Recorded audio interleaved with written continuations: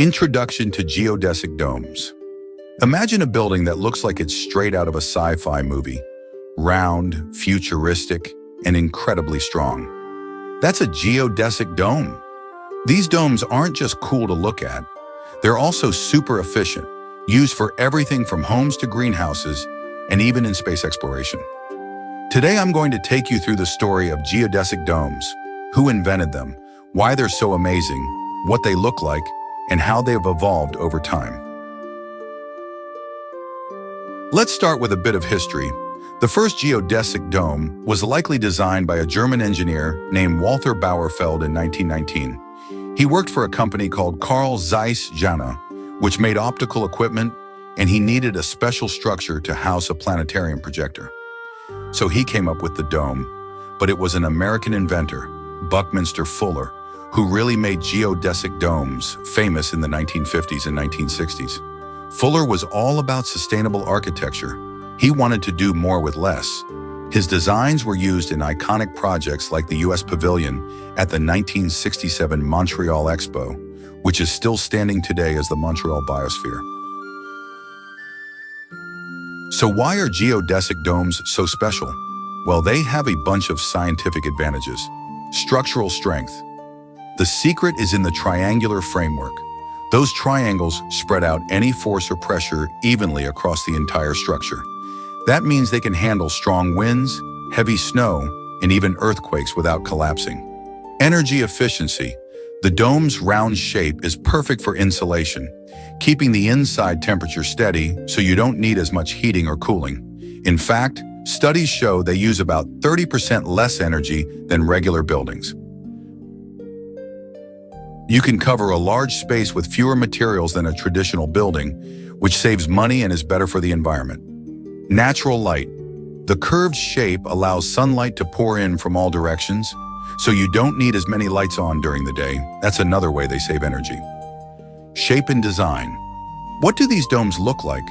They're either full spheres or half spheres, made up of a network of triangular panels. These panels are arranged along geodesic lines, which are the shortest paths on a curved surface. The more triangles you have, the smoother and larger the dome can be. They can range from small backyard domes to massive structures, like the one in Montreal. The story of geodesic domes begins in 1919 with Bauerfeld's design. In 1926, his dome was unveiled to the public in Jena, Germany, as the Wonder of Jena.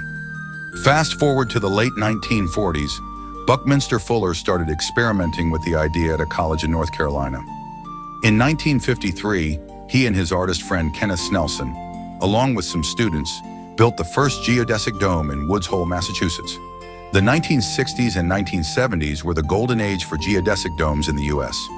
People loved their unique look and practicality, and they became a symbol of the counterculture and DIY movements.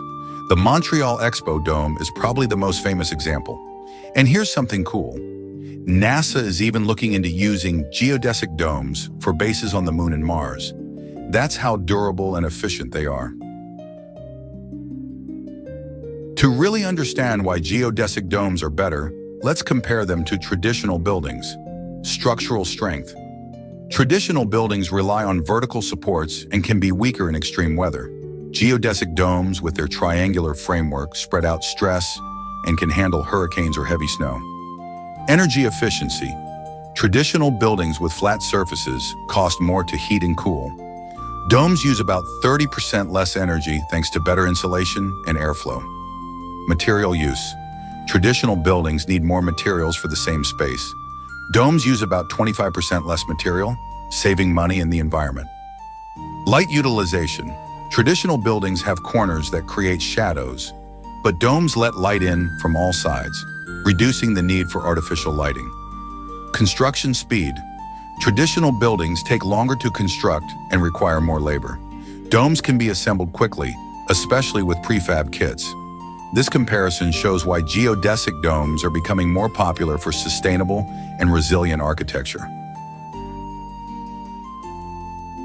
Geodesic domes are more than just a design. They're a blend of science, art, and sustainability. From Bauerfeld's first sketch to Fuller's global influence, they've come a long way.